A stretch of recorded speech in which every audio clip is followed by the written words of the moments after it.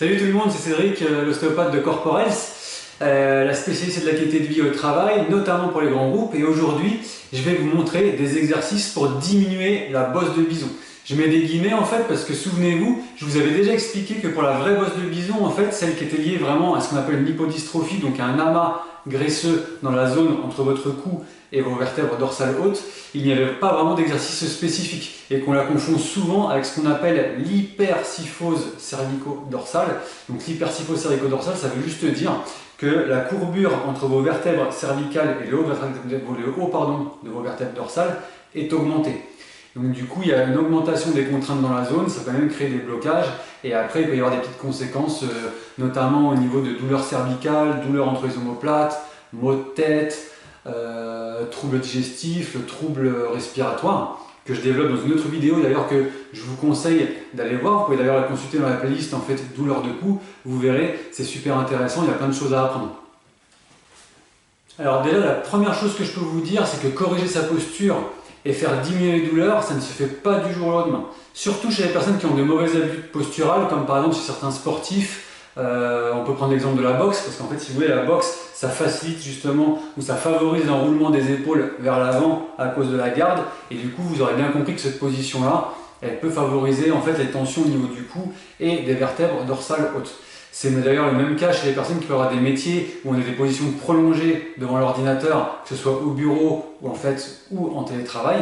Et là, effectivement, c'est vrai que cette position, même si je caricature un petit peu, je vais vous montrer, on a souvent les épaules un petit peu enroulées vers l'avant, on pianote un petit peu comme ça, et pour ne pas regarder vers le bas, mais regarder vers l'écran, on redresse un petit peu sa tête, et vous voyez, ça fait une posture qui est super moche, et on voit très bien qu'il peut y avoir beaucoup de tension dans le haut du dos et au niveau du cou. Et que là, à ce niveau-là, on est quand même pas mal écrasé.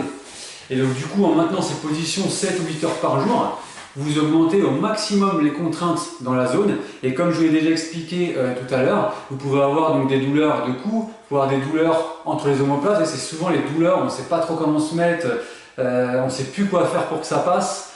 Du coup, on est déconcentré, on n'est pas productif pour effectuer les tâches qu'on a à faire dans la journée, et du coup, on perd du temps.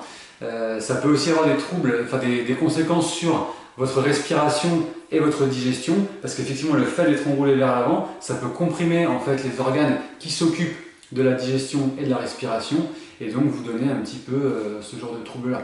D'ailleurs, je sais pas, j'ai un avis, ça vous est déjà arrivé, il y en a même plein d'entre vous, souvent après les repas on est super fatigué, on ne sait pas trop pourquoi, mais c'est vraiment souvent à cause de ça, parce que comme tous les échanges vasculo-nerveux entre l'abdomen et le thorax ils sont mal assurés, ou moins bien réalisé, et qu'il y a une compression au niveau des systèmes digestifs, et bien forcément ça demande plus d'efforts à votre système digestif pour digérer, et donc du coup vous êtes crevé.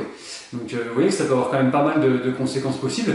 Donc du coup non seulement il faut essayer de corriger sa posture, mais il faut aussi surtout redonner de la mobilité à votre corps, parce que ça c'est prépondérant. Le corps il n'est pas fait pour rester immobile, il est vraiment fait pour bouger. Et le fait de rester 7 ou 8 heures par jour dans une même position, statique, immobile, et ben on favorise l'ankylose et du coup on diminue les mouvements possibles sur le corps, et ça c'est vraiment pas bon. Donc la première étape, moi que je vous conseille de vraiment faire, même si ça peut paraître un peu bizarre, c'est de vous prendre en photo. Parce que du coup le fait de se prendre en photo, on va avoir déjà le résultat, vous allez pouvoir comparer le avant et le après, mais surtout en fait le fait de le voir de vos propres yeux, en fait votre cerveau va enregistrer l'information et ça va lui permettre en fait d'avoir une prise de conscience sur en fait les modifications posturales à effectuer, et donc du coup vos exercices seront beaucoup plus efficaces. Voilà pour ce petit conseil. Donc ce qu'on va faire, c'est que maintenant je vais vous montrer tout de suite le reste des exercices. Alors les exercices que je vais vous montrer maintenant, en fait, ils sont plus ciblés sur le côté articulaire, donc sur les articulations, que sur le côté musculaire. Le côté musculaire, je vous le montrerai dans une autre vidéo qui va arriver très vite. Donc là, pour le coup, on va s'intéresser vraiment à aller vers l'extension et à lutter contre le phénomène en fait, d'enroulement de vos épaules vers l'avant et du déjettement aussi de votre tête vers l'avant. Parce que c'est ce fameux déjettement et cet enroulement des épaules vers l'avant qui fait qu'en fait ça augmente votre syphose cervico-thoracique, donc entre le cou et les vertèbres dorsales, et qui fait que vous avez cette mauvaise position, cette posture toute moche, et qui peut former cette fameuse bosse de bison. Donc du coup, je vous montre, on va se mettre comme ceci. Normalement on a besoin d'un ballon, moi je ne l'ai pas avec moi, mais je vais vous le montrer quand même, je vais vous le mimer, vous allez voir c'est très simple. Ce qu'il faut faire, c'est se placer donc dos au ballon, le ballon est dans votre dos au niveau du bas justement de votre colonne, et ensuite, bras tendus, vous vous laissez tomber vers l'arrière. Voilà, et en en fait, si vous voulez, au fur et à mesure que vous vous laissez tomber vers l'arrière, le ballon va épouser les formes de votre colonne et à un moment donné, vous allez être au maximum de votre extension. Et une fois que vous y êtes arrivé, vous pouvez laisser tomber votre tête comme ceci vers l'arrière et vous maintenez la position pour à peu près 20 à 30 secondes et vous pouvez répéter ça pendant 2 à 3 séries. Alors le deuxième exercice que je vais vous montrer maintenant, lui, il est un petit peu plus spécifique parce qu'en fait, il va être ciblé sur la zone qui nous intéresse le plus, donc le haut de votre dos et votre nuque. Donc du coup, le plus simple, c'est que je vous montre. On se met comme ça sur la chaise, donc appuyé sur le dossier. Donc une fois qu'on a appuyé sur le dossier, en fait, c'est les vertèbres qui sont au-dessus du dossier qui vont travailler. On va croiser nos mains comme ceci, qu'on va placer derrière la nuque. Donc du coup, pareil, on va mettre un point d'appui sur les vertèbres cervicales. Et ensuite, pareil, vous allez vous pencher vers l'arrière comme ceci. Voilà. Vous revenez en position neutre et vous recommencez le mouvement. Et là, c'est vrai que c'est bien parce qu'on sent très clairement que la zone travaillée se situe entre les omoplates et au niveau des cervicales, donc ça fait vachement de bien, on sent que ça travaille, donc ça motive à continuer à le faire, et vous allez sentir rapidement une différence en faisant cet exercice. Pareil, vous pouvez le répéter à peu près 7 à 10 fois sur 2 à 3 séries. Encore une fois, ça c'est vraiment au feeling, suivant comment vous sentez l'exercice. Je vous répète, je le dis souvent dans plein de vidéos, on essaye de toujours éviter la provocation de la douleur. Donc si l'exercice vous fait trop mal, vous n'êtes pas assez à l'aise dessus, et bien dans ces cas-là, vous limitez un petit peu l'amplitude des mouvements, ou alors vous passez à un autre exercice et vous revenez sur celui-là plus tard. Le troisième exercice que je vais vous présenter, lui en fait, il s'inscrit plus en fait dans le terme d'une mobilité globale de la zone en fait, parce que là, on ne va pas lutter spécifiquement contre le déjettement de la tête vers l'avant ou vers le roulement des épaules, mais on va redonner de la mobilité, on va dire, dans la rotation au niveau de vos vertèbres, parce qu'en fait, il faut savoir que vos vertèbres, elles bougent dans les trois coins de l'espace, c'est en flexion, extension, en inclinaison gauche, inclinaison droite, et rotation gauche, rotation droite. Et là, c'est ce qu'on va essayer de faire, c'est de majorer ou de redonner de la mobilité dans le sens de la rotation. Donc là, on va feinter un petit peu, parce que si vous avez mal au cou, par exemple, on va garder le cou fixe, et cette fois-ci, en fait, vous allez mettre vos mains comme ceci, et sans bouger la tête, vous allez tourner vers la gauche les épaules le plus possible. Vous revenez comme ceci, et toujours en gardant le regard fixe, vous tournez vers la droite le plus possible. Et vous répétez ça, en fait, si vous voulez, en faisant 7 à 8 allers-retours. Et là, c'est pareil, vous allez sentir, en fait, entre vos omoplates, que les vertèbres vont vraiment vers la rotation et que ça se mobilise. Donc ça, c'est très bon signe, ça vous êtes en train de travailler, et au fur et à mesure, vous allez être de plus en plus souple et vous allez récupérer de plus en plus de mobilité. Donc comme je vous l'ai dit, encore 2 à 3 séries, 7 à 8 allers-retours, et vous faites ça tranquillement. Alors le quatrième exercice que je vais vous montrer, c'est le même principe, en fait c'est pareil, c'est plus, il s'inscrit dans une mobilité un petit peu globale. Je vous ai dit que ça bougeait en flexion, extension, en rotation gauche-droite, ou en inclinaison droite ou gauche. Et là effectivement, c'est l'inclinaison qu'on va travailler. Sauf que là, on va même se créer un petit point fixe pour être vraiment spécifique sur les vertèbres en fait entre vos omoplates. Donc on va placer nos points les uns l'un contre l'autre comme ceci, et on va le fixer au niveau de l'os central ici, qui est le sternum. C'est-à-dire que normalement, toutes les vertèbres qui sont censées être en dessous ne vont pas bouger. Vous allez articuler votre mouvement autour de vos deux points, comme ceci, et donc du coup, vous allez vous pencher sur un côté, comme ceci, et vous revenez. Pareil à gauche, et vous revenez en position neutre. Vous voyez que moi, je ne vais pas comme ça, ou comme ça.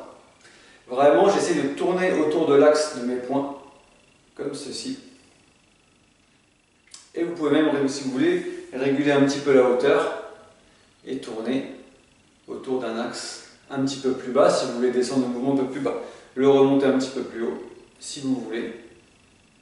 Ne travailler explicitement que les vertèbres entre vos omoplates assez hautes. Et vous faites des mouvements de bascule comme ceci, en inclinaison droite, en inclinaison gauche. Et pareil, ça, si vous vous concentrez un petit peu, vous allez vraiment sentir vos vertèbres qui bougent vers l'inclinaison.